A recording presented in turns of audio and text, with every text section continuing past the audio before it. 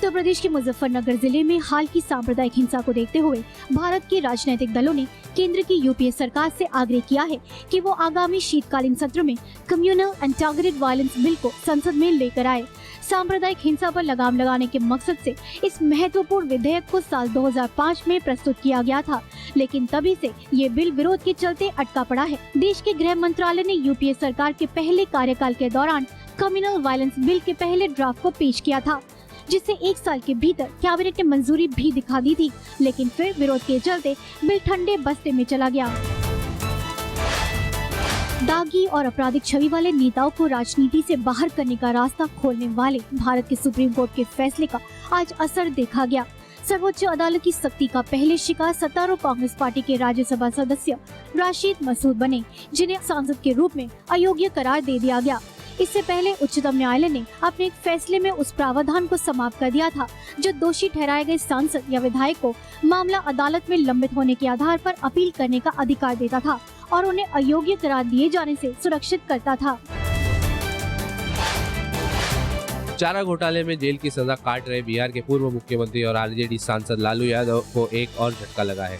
लालू यादव की संसद सदस्यता रद्द हो गई है। वहीं इसी मामले में सजा पाई जेडीयू सांसद जगदीश शर्मा की भी सदस्यता रद्द हो गई है। इससे पहले कांग्रेस पार्टी के नेता राशिद मसूद की राज्यसभा सदस्यता सोमवार को समाप्त कर दी गई थी। उन्हें भ्रष्टाचार के एक मामले में दोषी पाए जाने के कारण ऐसा किया गया। सुप्रीम कोर्ट द्वारा 10 जुलाई को इस संबंध में दिए गए फैसले के बाद मसूद अयोग्य घोषित किए गए और वे राज्यसभा के पहले सदस्य हैं।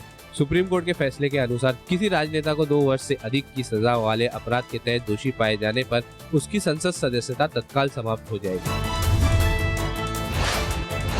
भारतीय प्रेस परिषद के अध्यक्ष न्यायमूर्ति मार्कंडेय काटजू का कहना है कि वोट बैंक की राजनीति चलाने के लिए भारतीय नेता हिंदू मुस्लिम के बीच नफरत बढ़ाने में बड़ी भूमिका निभाते आ रहे हैं। हालांकि उन्होंने बाद में सुधारते हुए कहा कि इसके बीज ब्रिटिश हुक्मरान ने बोए थे। अलीगढ़ मुस्लिम विश्वविद्यालय में एक कार्यक्रम में बोलते हुए काटजू ने कहा कि ब्रिटिशर्स द्वारा हिंदू मुस्लिम अलगाव का इस्तेमाल करके कृत्रिम रूप से पाकिस्तान बनाया गया था। बकौल काटजू, ये कुछ समय की बात है जब भारत और पाकिस्तान के लोगों को एहसास होगा कि उनके पश्चिमी शासकों ने अपने हित के लिए उनके दिल और दिमाग में एक दूसरे के खिलाफ नफरत पैदा की।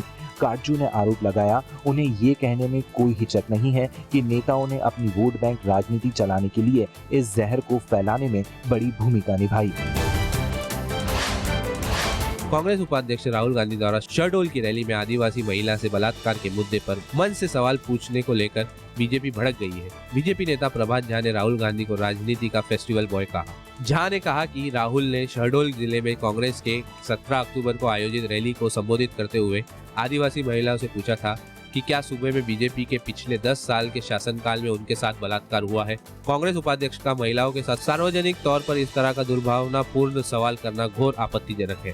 उन्होंने कहा कि वह इस आपत्तिजनक बयान को लेकर आज भोपाल की एक अदालत में राहुल गांधी के खिलाफ मानहानि का दावा दायर करेंगे।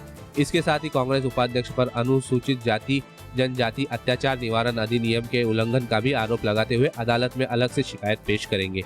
झा ने कहा कि राहुल ने बलात्कार पर अपने आपत्तिजनक बयान के जरिए आदिवासियों का जानबूझकर अपमान किया है और इस समुदाय को बीजेपी के खिलाफ भड़काने का प्रयास किया है।